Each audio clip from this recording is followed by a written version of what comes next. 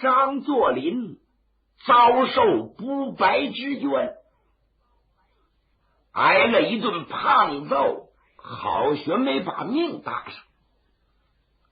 他倒不是恨于六，他恨这二篮子，最毒不过妇人心，这娘们可太缺德了，我浑身是嘴也难以分辨清楚，真气死人也。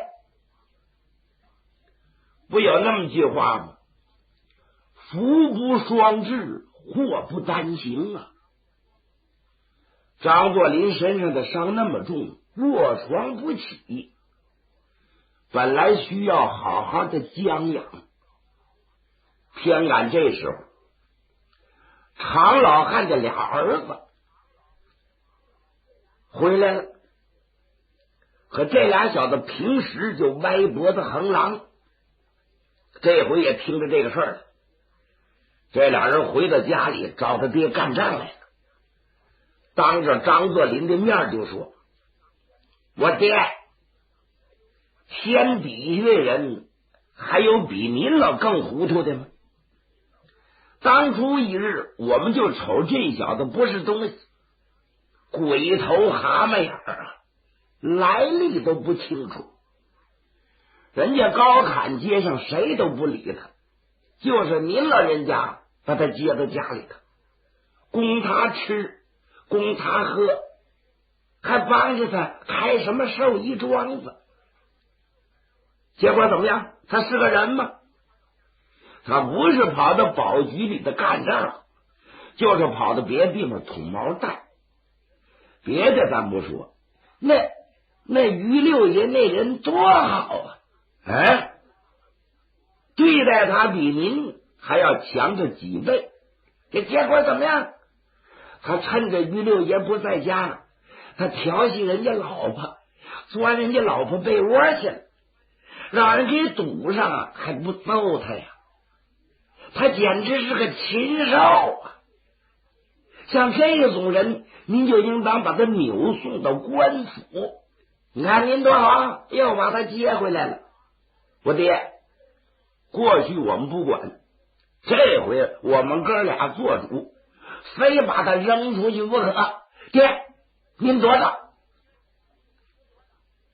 可这俩小子说着往前就闯，拽住张作霖从炕上给列下来，一个抬头一个抬脚往外就要扔。您想想，快过年了，数九隆冬，滴水成冰啊！张作霖满身这么重的伤，老头可急了：住手！住手！你们俩懂得个屁！他不是那么回事儿。哎呦，我跟你们讲也讲不清啊！老嘎子是冤枉的，咱不能冤枉好人呐。再者一说，你爹还有这口气，这个家我说了算，你们俩少管闲事，不然我就撞头。这老长头真撞开头了。这俩小子一看他爹真急了，这才松手。哈哈哈！我爹，你信你这干儿，你不认你的亲儿。往后你走你的阳关道，我们过我们的独木桥。到！这俩小子走了。张作霖伤虽然重，头脑还挺清楚，一看为了自己弄得人家这样，实在于心不忍。张作霖又一想，根据他们哥俩说这话，甭问，高坎的人十之八九都得认为我不是个人，要不怎么说浑身是嘴难以分辨，跳到黄河洗不清呢？在这界面上实在没法混了，抬不起头来了。再者一说，在这也待不了了，只有回到黑山县二道沟。张作霖想到这儿，勉勉强强坐起来了。干爹，您老人家对我天高地厚之恩，而无以为报，我不忍心看着您这一家不和呀。大哥二哥说的也有一定的道理，千不愿万不愿，就愿做邻一人。爹，我要跟您告辞，我要回家了。孩子怎么就说傻话呀？你这么重的伤，你哪走得了啊？你大哥二哥那是听别人说的，这俩小子没心眼儿，有什么他说什么，你不要介意。爹，不是那么回事，我走得了，我不回二子沟，我这心落不下来。爹，我实在不愿意给您一家找麻烦，我告辞了。张作霖去意已决，老头怎么劝也不行。老长头含着眼泪给张作霖找了一套棉裤棉袄。他不有俩儿子吗？那个头虽然比张作霖高点儿，但是勉强穿的。张作霖把衣服穿好，破棉鞋登上，还有个破棉帽子戴上，摘摘摇摇，这就离开老常家了。刚这一开街门，那北风把张作霖刮得一晃的，好学没趴地下。老头过去把他扶住，妈妈，孩子，外边阳风搅雪，冻也得把你冻死啊！这怎么办？您说这老头心多好。到了后边磨坊，把他们家唯一的财产那头小毛驴给张作霖牵来了，在驴背上铺了一条麻袋。老嘎子，你骑着这头驴去吧，不是比你走还快吗？快点回家，派人给我捎个信儿，我也就放了心了。路上可要保重啊！张作霖扑通给老长头跪下，眼泪好像珍珠断线一般。干爹，您对我太好了，我这事儿不能说别的，重恩不言谢。只要我张作霖还活着，将来我有发达的那一天，我要混好了，是必报大恩。哎呦，快别说，快别说了，咱爷俩有缘分，我这人向来施恩不忘报啊！孩儿，快走吧。张作霖呐，勉勉强强的爬到驴背上，老头照驴屁股拍了一下，哒哒哒哒哒哒哒哒哒，走了。老长头把门关上，坐在热炕上，一边抽旱烟一边掉眼泪，心说：你说一个苦命的孩子在外头混口饭吃，怎么这么难？老天爷不公平啊！别的我不敢说，要说老疙瘩这个人捅个篓子打个架，那可能；要说调戏于六他老婆，他没有的事儿，他才多大，他怎么那么不是人？他敢吗？可这于六爷也是，你怎么就听你老婆的呢？挺好的孩子给逼走了。他一算计，哎呀，从高坎到小黑山二子沟不到100地也差不多呀，道还不好走。这么冷的天，张作霖的伤又那么重，能回得了家吗？这冻死半道上怎么办呢？有心去看看吧，家还没人。还正这么个时候，外头脚步声音，门一开，他这俩儿子又回来了。不但他俩回来，后边还带了一伙人。都什么人呢？都是保局里头跟张作霖有过节的那些人，为首的就是那马大牙，手里还掐着个棒子。进了屋来，横眉立目，这就学嘛。老头吓了一跳，赶紧下地了。你们干什么？你们找什么？他大儿子把脑袋一拨了，爹，张老疙瘩呢？张作霖呢？嗨，你们不是撵人家走吗？不是不让他在这待吗？人家回家了啊，走了。哎，算他妈他捡个便宜，他要不滚，今天就掀他的皮，给他结碴子。你看于六爷把他揍了，我们还得揍他一顿。马大牙就是来报复来了，一听走了，他也泄气了，把这棒子也扔了。大爷，不是我们这些人动气，他妈张老疙瘩这小子真不仗义，你没看他在保局那份横劲儿，把腿肚的肉拉下来，逼着我吐出100多两银子来，这口气儿到现在我也没出来。走了算了。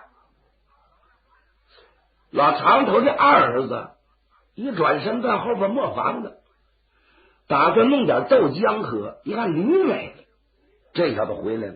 爹，驴呢？咱家驴呢？我让张作霖骑去了。啊！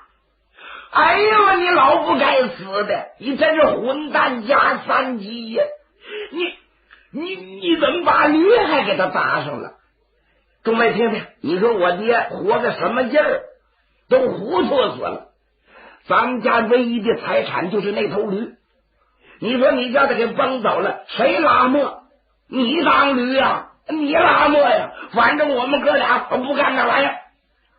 你去把驴给追回来，你要不追回驴，我们去要撵上张作霖，就把他打死。您说谁是驴呀？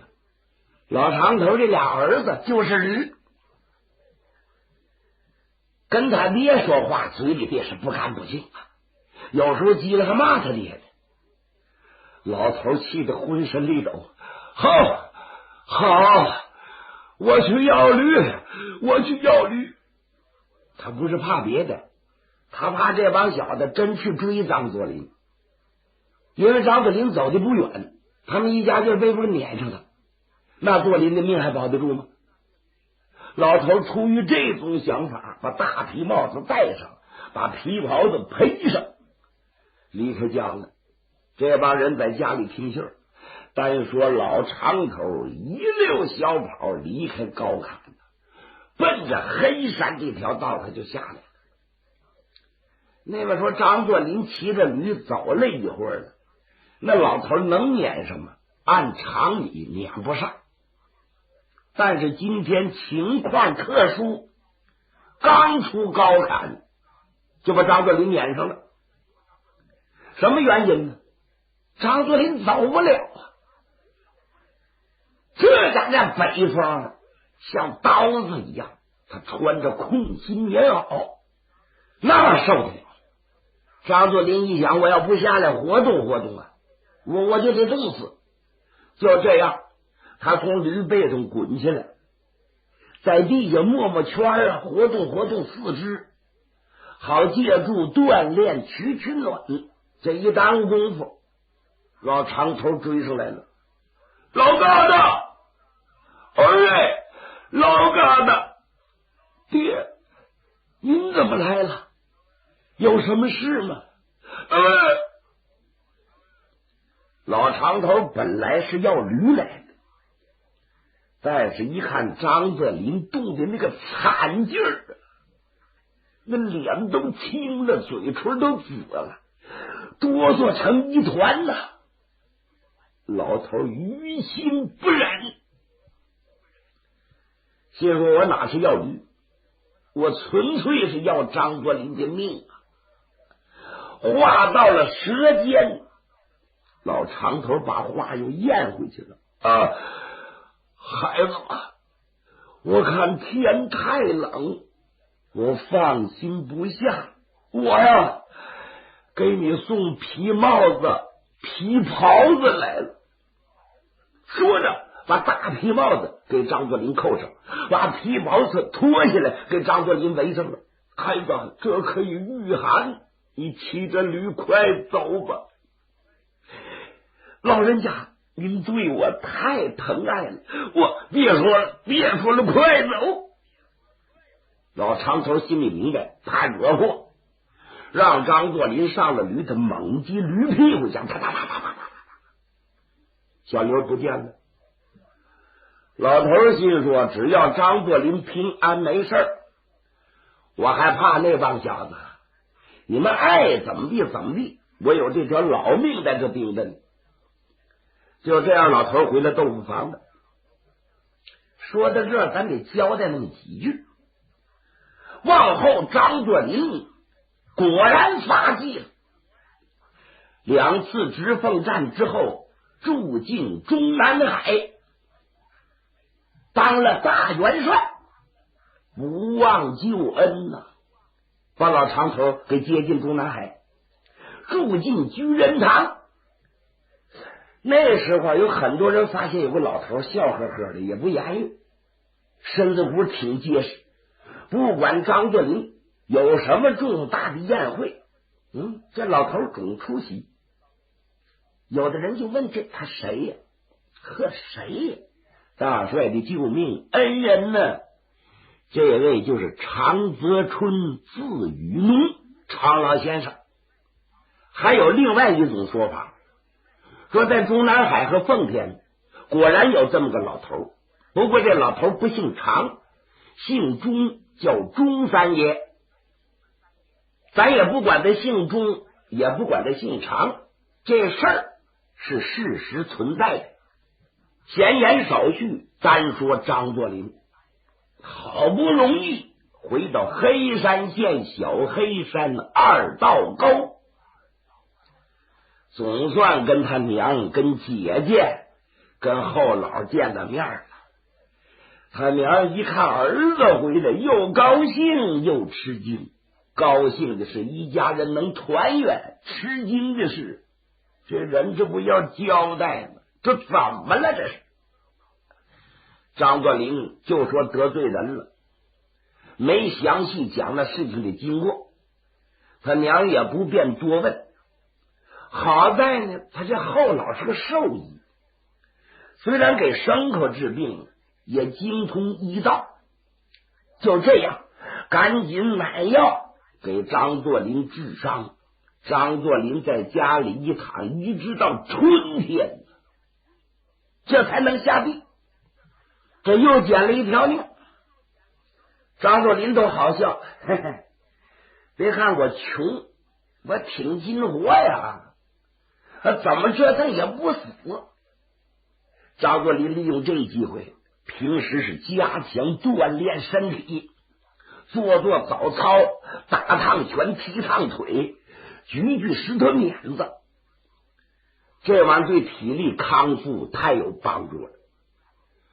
另外还有一种说法，张作霖在高坎往东走，有个朝阳观，朝阳观有个出家的老道姓韩，据说这个韩道人是隐居朝阳观了不起的武林高手。那么张作霖在高坎待好几年呢，经常上这庙里去，跟这道士相处的不错，跟这道士还学了一身好功夫。反正有没有这个事儿呢，只能当参考。张作霖果然会几下五八超，在家这一练，身子骨硬实了。干什么？跟他娘一商议，开寿衣庄子，利用这个维持生活。其实要真为吃口饭呢，也不算太困难。不过张作霖人大心大，跟当初不一样了，心野了，就在这守这寿衣庄，给生活治病啊，他不甘心。没事弄俩钱，仍然是出入赌局，走他爹那条道上。他娘劝了，他也但是他也不听。除了出入宝局之外，还有个去处。离着他们二道沟不远，靠入口这有一座剃头棚。剃头棚有爷俩，都是光身汉。老头邢福田，儿子叫邢立平。张作霖没事就上那剃头棚待着去。那位说那有什么好待的呢？因为张作霖呢跟他们爷俩处的不错。这爷俩有一种嗜好，没事弹起三弦来，会唱凤派大鼓。哎，这凤派大鼓这玩意儿好听啊，音律悠扬婉转，让人听着是如醉如痴。这爷俩有剃头的呢，哎，就干活；没剃头的，老头弹弦，这邢立平就唱。别看他不是专业的，他唱的非常好，把张作霖给唱迷了。没事就听这凤派大鼓了。后来处熟了，张作霖就点段子了。哎，我行大哥，来一段一针飞怎么样？行啊，一针飞呀，都听了100遍了。全德旺再给我来。全德旺之外，狮子楼、鞭打芦花，张作霖点什么，这邢立平唱什么。另外这邢立平呢，性情活泼，爱开玩笑。别看比张作霖大着那么几岁，哎，两个人处的亲密无间。人是有感情的动物，他走这条道走顺了，他就老来，也是何该有事。这天张作霖吃完饭没事，刚要走，他娘就问：老嘎嘎，你又上赌局？娘，您放心吧，不去了，我到老邢家坐会儿。哎，快去吧，吃饭的时候想着回来。哎，我要不回来你也放心，那就是我在老邢家吃了。又赶奔剃头棚，可进屋一看呢，邢立平撅着大嘴在外屋坐着，好像刚哭完，脸上还有泪痕。老头正骂呢，跳脚骂。张作霖正赶上，一开始没听清怎么回事，后来听着好像这邢立平找了个什么女人，叫人给扒去了，他们家还搭了多少银子。张作霖也不敢插嘴，也没走，就在旁边听着。老头骂着骂着过来了：老嘎子，老嘎子，咱们乡里乡亲的都不是外人，你给评评这理。你说立平这小子是不是个痴傻呆捏的货呀？哎，我挣点钱给你剃头容易吗？我攒了一辈子的钱，他妈都叫他给我败了。哎，你给作证，从今以后我们爷俩断去父子之情，你给我滚！滚！我没你的儿子。邢立平也不走，吧嗒吧嗒掉眼泪。张作霖就劝呗，好不容易把老头劝的上了里屋了。他拉把椅子坐到邢立平面前，就问：大哥，什么事儿究竟？也不怪我爹生气，这事儿太窝囊了。跟我说说呗，说说心里也痛快。老疙瘩，大概你能听说。你说我27、28了，没个媳妇能行？男大当婚，女大当嫁呀。我爹也为我这事着急，给我呀介绍了不少姑娘，我都看不上。其实我心里头有人。你知道我这相好的是谁吗？海城街上。海城街上有一座四喜堂，四喜堂有个大姑娘叫蓝宝，我们俩处热闹。当初我跟我爹剃头挑的，经常上海城，没事我就上那儿花钱去。蓝宝跟我海誓山盟，后来见了他们长班的老鸨子，问多少钱能赎身，老鸨子一张嘴就要50两，价码虽然不低，可也不算太高。蓝宝说的清楚，你多咱凑齐50两，你就给我赎身，我就跟你过日子。就这样，我跟我爹呀，可劲儿干活，可劲儿攒钱，好不容易把这50两凑齐了，哪知道又引来一场大